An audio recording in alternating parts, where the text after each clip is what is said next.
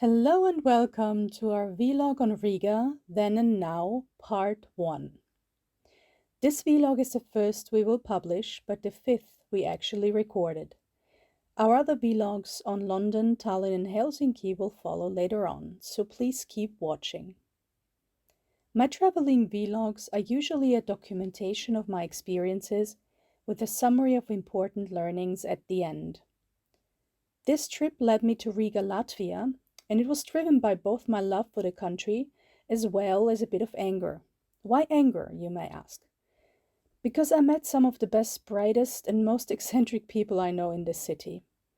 And it made me angry how some of the YouTubers online treated the country, namely in a very superficial, culturally ignorant way, like basically going to eat at McDonald's 5 times a day without even tasting food at the very famous Riga Central Market, famous for good reason, and in the middle of town. Don't vlog about Riga and then don't interact with the people and just use it for views, This is not how it's done. So to counter this, my grand plan was to gather all the obscure, geeky, crafty people that I know in Riga. Freemasons, geeks, cosplayers, makers, designers, hackers, etc. But as always, Murphy's Law applied, and we only got to film half of it because nothing happened as planned. Nevertheless, I believe we ended up with a few good nuggets, so dig in and enjoy. I was especially keen on meeting my best friend, who had recently come out as trans. And so I prepared for my trip by looking up historical and contemporary information on Latvia. I found this book for 50 cents at Uzskaituskeskus Arsenal. It's pretty big and in 3 languages, Latvian, German and English. What made my hair stand up was that synchronicities literally started before the trip, just like it says in the book, Latvia, where all the currents meet. I think this relates to the fact that the country has had a very intense, culturally diverse history. However, I read it as electrical currents, which is what my friend is dealing with, and we were dealing with in a team for our flash mob project. So, what a start. My actual trip began very, very early in the morning. I got up at 4 and was at the bus station at around 5:30. The bus left at 6 or 6:10. Tried to get a coffee from the machine, but it didn't work because of bad planning and preparation on my part, and my card not working at all, which it sometimes does. On the bus, I took a nap, and when I woke up, I enjoyed the most beautiful sunrise in front of a glittering winter snowscape. So I made some videos and enjoyed my ride. However, I really needed to pee, and that's where this trouble started. I was running back and forth trying to figure out a way how I could sit down on this thing without having any paper around, and my tissue was out. I only had disinfect and I was getting more and more desperate. Guys, men, lots of them went in and out the loo because due to their anatomy, it's not a problem for them to pee standing up. However, I'm a woman and it's slightly different there. When I asked the bus driver for help and he didn't give a damn, I decided to make a quick video of the conditions to point them out to the bus company later, in a friendly way. Which literally ended with the bus driver coming to an abrupt halt in the middle of nowhere, running down the aisle, building up in front of me, shouting at me and harassing me. What a wonderful start. When I got off the bus, I was in a complete state of shock. However, I was really looking forward to visiting Riga, so very quickly I was much better. Even more so when I used the public toilet, and there I saw this pigeon. Actually, there were a couple of pigeons on the first floor at the bus station trying to warm up from the cold. They were really cute to watch. The market is right opposite the central bus station, and it's about 6 or 7 of these gigantic halls. In summer, there's also a huge food and vegetable market outside. My first stop in the market, and Austrians are gonna laugh now, has always been this little shop here. Can you guess why? For those who aren't Austrian, Horny Coffee is like probably the most famous Austrian coffee brand, and that's how I spotted it in the first place. Every time I visit now, it's always my first stop here. The shop also happens to be the cheapest and most tasty place in the whole market. So I bought a couple of sweets and a coffee, both of which I shouldn't have and I normally don't consume. I don't have any sugar at home, but knowing this is Latvia and it's going to have a lot of sugar, I ate it and took a food peel afterwards. So yeah, this is the first learning. If you have problems with gluten and sugar, maybe Latvia is not so good for you, and then I would concentrate on sightseeing only. But if you're not sick with autoimmune and you have like a normal metabolism, then it's very lovely food for you. After that, I explored the market. I looked at the vegetables, I filmed all the beautiful pastries they have, dried foods, spices, honey and honey products, candles, meat products for those who eat them, cheeses. There's also a gastronomy hall. And when I went back to the vegetable hall, which unfortunately in winter is 2/3 of fish, in summer everything will be full of fruit and vegetables, I witnessed the worst example of animal cruelty I've ever witnessed in my whole life, involving a live fish. And we won't show it here. It had me in tears in no time, and after almost 5 years in Estonia, I never thought anything could break me like this within just a few seconds.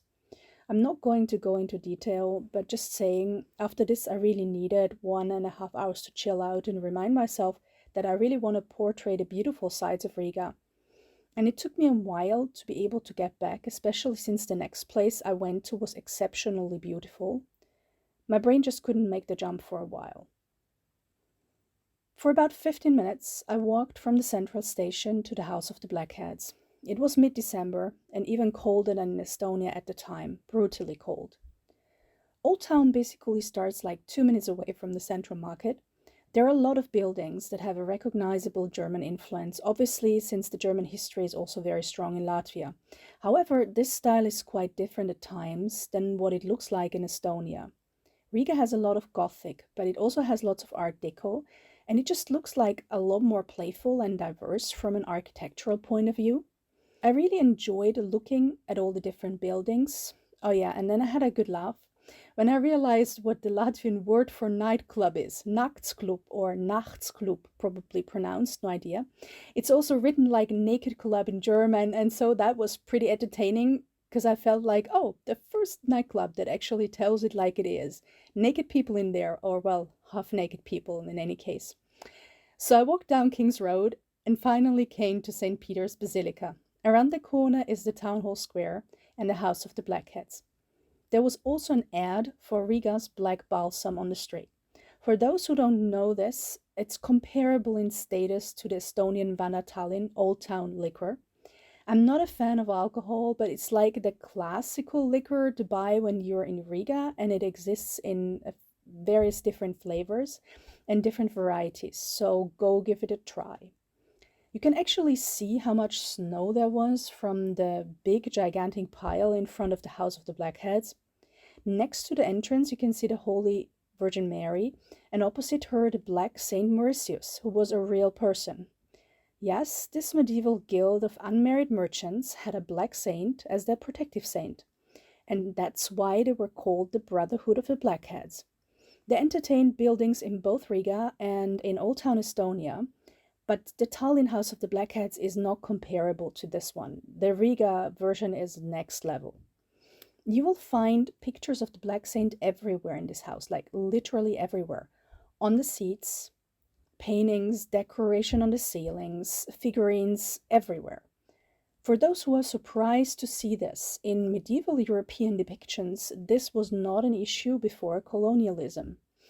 And I think people forget that quite a few famous European artists and politicians had black ancestors or were black themselves, like Pushkin or the creator of the Three Musketeers, Alexandre Dumas. The magic starts when you walk inside. Everything just turns from icy cold to warm and beautiful and golden within seconds.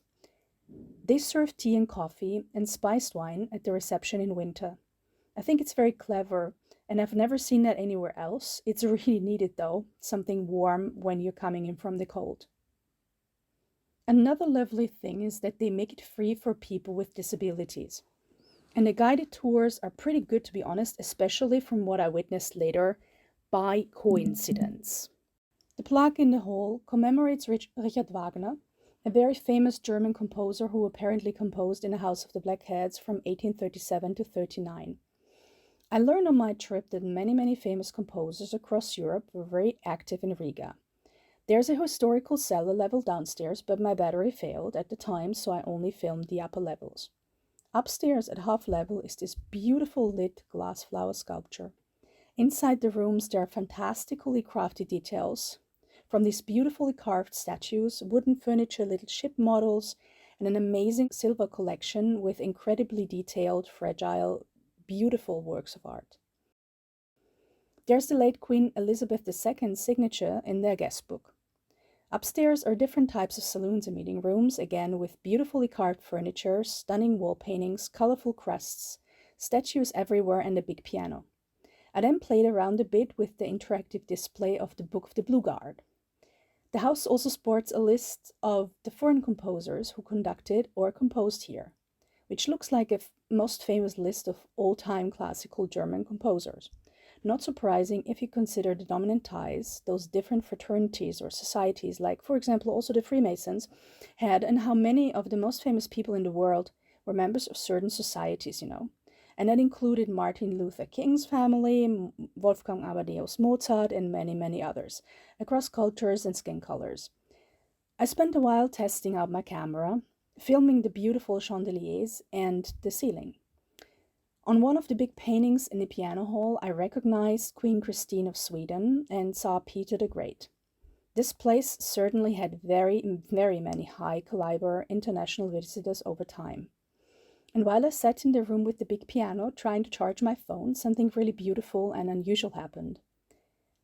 They had a guide that was a Russian lady who was also a pianist. She was with some people and guided them around, then took out some notes spontaneously and started to play some very beautiful sheet music. I really think this is how all tours should be done, highly immersive and beautiful. But let's listen a little bit to the music now.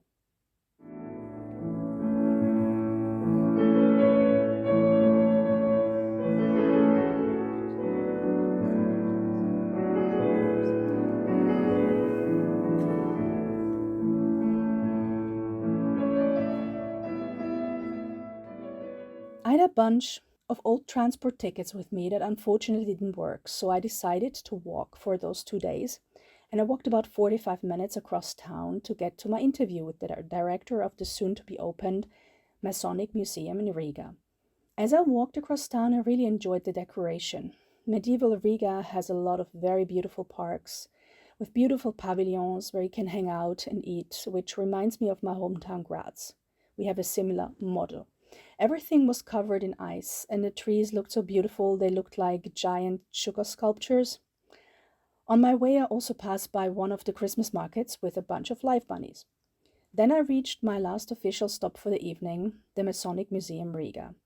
You can reach it or find it online under www.masonicmuseum.eu. The founder of the museum is Konstantin, a Russian who had to flee from political oppression in his home country a good 10 years ago. He's incredibly knowledgeable on the history of Freemasonry, has a gigantic private collection on the subject matter, and a very lovely young wife and kid, as well as a young cute dog. I always love to meet animals on my travels. We had a 48-minute long tape conversation about all kinds of trivia and details about conspiracy theories, famous Freemasons over time, books from a plethora of backgrounds, mostly Masonic of course, but also from related societies and related contexts. We published the best snippets on their Google Maps page, and I will also release the raw version on this channel. My idea of Freemasons is generally that everywhere people come together, you have the good and the bad people, so to speak. I see it as a type of Gnostic self-development primarily, and what people make of it differs from lodge to lodge. I personally was invited to 2 lodges so far, one mixed lodge in Austria and an exclusively female lodge in Riga. The one in Riga really interested me, but I would personally prefer to be a member of a mixed lodge, if any. But knowing myself, I might just end up in an entirely different place, who knows. I mean, my best friend was an Indian yogi for a long time. I trained with a Chinese grandmaster when I was very young. I've dealt with people of all kinds of backgrounds. Researching on the lodge in Riga is how I actually came across Konstantin and spontaneously asked him for an interview.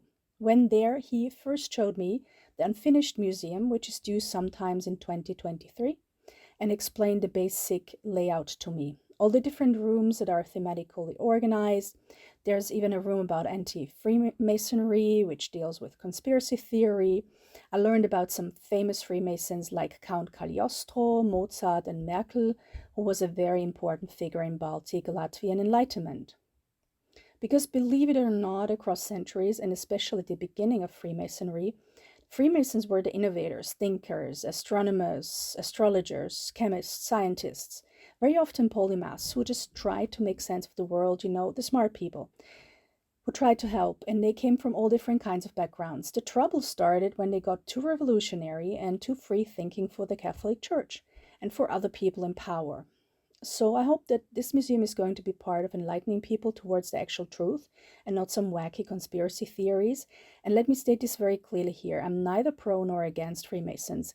It is just one direction of thought that I find very interesting at times, so I dig in a little more. And then again, a year later, it's some other tribe of people. At the museum, Konstantin told a very funny Jewish joke about anti-Freemasonry. Funny story about Jews who read anti-Semitic newspapers, and his friends asked him, why do you read anti-Semitic newspapers? He said, in our newspapers we have just a problem, but here we are most rich people, we control the world. It's very good. And on the way out, the origins of Freemasonry. Masonry started in a pub, in a Gridiron and Goose pub in London. It's in the yard of St. Paul's Church. It was established the Great Lodge of England, of London, of England, in 1717, and the pub was called Gridiron and Goose. 20 minutes later, we arrived at the couple's flat, and I was shown Konstantino's private collection. As you can see, the sheer amount of orders and Masonic aprons and all kinds of books, documents, signatures, ceremonial canes, and other ritualistic objects was overwhelming. I've never seen such a gigantic private collection of anyone, and I'm from a family of collectors. They're objects from America, Russia, Germany, Latvia, France, England, etc., etc. I learned about the Freemasons' roles at different key moments in history, such as the Declaration of Independence, and I discovered this beautiful symbol that I really like. I actually mistook it for a phoenix, but it's actually a father pelican feeding his kids from his own blood, which is a little extreme, but it's still a very interesting symbol, and we had a very long talk about this as well. In the break, while my phone was charging, Konstantin gave me his interpretation of the symbolism on my Masonic cane I found on one of our thrift store hauls in Tallinn.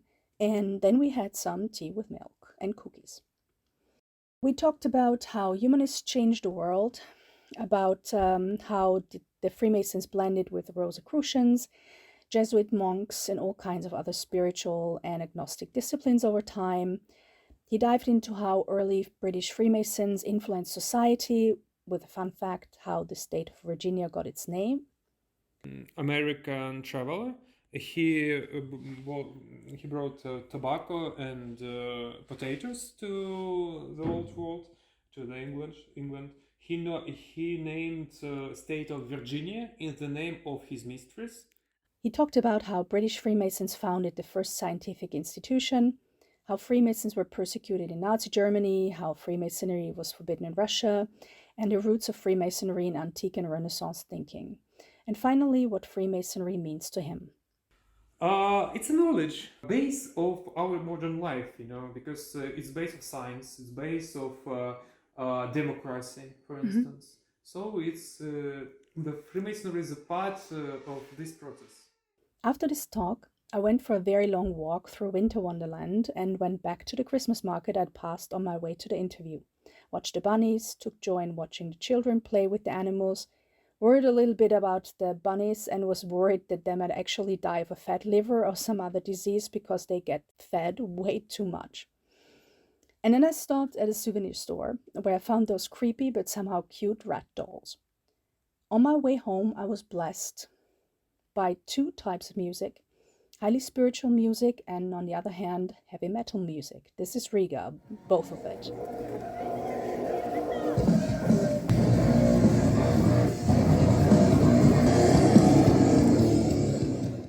At the hostel, I fell into bed and realized that the brutal cold had killed my max battery. Not good. The next day, I explored the hostel, then walked back across the frozen bridge and through the parks towards the central market. I had breakfast at the market, then I went to the Cosmos Illusion Museum. Inside the museum, I spent about half an hour exploring various optical illusions, chased light particles twice, took a look at the kaleidoscopes, and finally ended up in a galaxy of stars, which was my favorite room inside the museum. On my way out, I noticed a dark figure lurking in the corner. It was my friend who had secretly sneaked inside the museum, looking for me.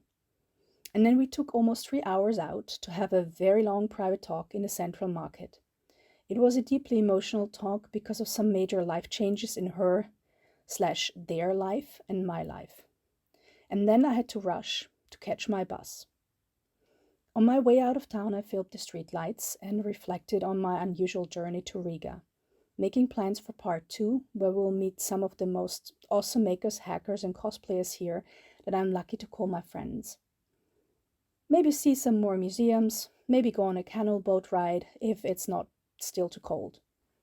Now to the learnings from this trip. 1. Visit the Riga Central Market to sample foods, and when you do, go visit the Julius Meindl coffee place. 2. For classical sightseeing, go see the Cosmos Museum, the Masonic Museum, and the House of the Blackheads. A bonus if you can find the Russian lady pianist for an immersive historical tour. 3. As a woman, or any vulnerable minority, always be prepared to document fuck-ups, animal abuse, abusive bus drivers, etc., because you never know what's going to happen. 4. Which leads us to the next 2 points. Take your phone charger with you. 5. Make sure your tech is fine and doesn't get hurt by extreme heat or cold. 6.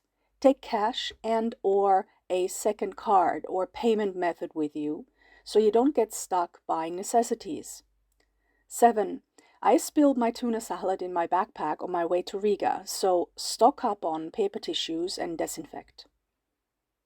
8. When in the Baltics, use Ecolines or Flixbus. They're the cheapest for transport. Ecolines also has free videos and music as well as hot drinks. 9. I couldn't find any decent Latvian coupon sites, but booking your museum ticket via tickets.com allowed me to get slightly reduced entrance tickets. 10. Riga is the capital of eccentricity, and it is full of eccentrics, cosplayers, gamers, makers, and innovators. More about this in part 2.